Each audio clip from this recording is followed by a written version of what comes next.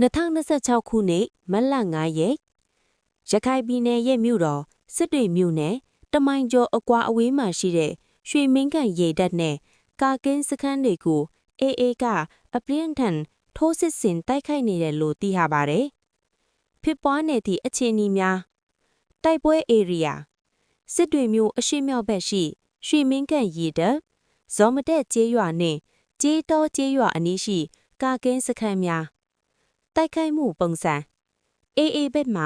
လက်နက်ကြီးဒရုန်းများအပြင်ရေကြောင်းလက်မှပါအလစ်ငိုက်ဝင်ရောက်တိုက်ခိုက်နေကြောင်းစီရေးတည်င်းရင်းမြစ်များကဆိုပါလေစစ်ကောင်စီတုံ့ပြန်မှုစစ်ကောင်စီဘက်မှလည်းလေကြောင်းရေကြောင်းနှင့်လက်နက်ကြီးများသုံး၍ AA ထင်းချုပ်ထားရာပုံနာကျွန်းနှင့်ပေါတောမြို့နယ်အတွင်းရှိကျေးရွာများကိုပြန်လည်ပစ်ခတ်နေပါတယ်စစ်တွေမှုတွင်အခြေအနေတိုက်ပွဲများမြို့အနီးသို့ကပ်လာသည့်အတွက်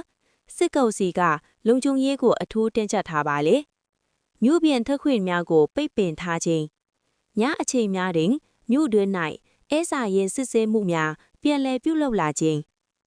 စစ်တွေပင်လယ်ပြင်အတွင်းရေတပ်သင်္ဘောများတိုးမြင့်ချထားခြင်း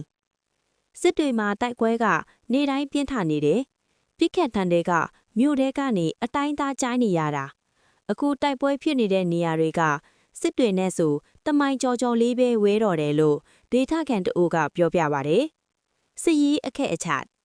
ရာအာကထတတ်တော် AAD စစ်တွေမိုးနှင့်ထိစပ်နေသည့်ပုံနာကျွန်းပေါက်တော်နှင့်ရသေးတောင်မြို့နယ်များကိုသိမ်းပိုက်ထားပြီးထိရာယခုအခါအဆိုပါမြို့နယ်များဘက်မှနေ၍စစ်တွေမြို့ကိုစစ်ရေးအရအဘက်ဘက်မှတိအားပေးထိုးစစ်ဆင်နေခြင်းဖြစ်ပါတယ်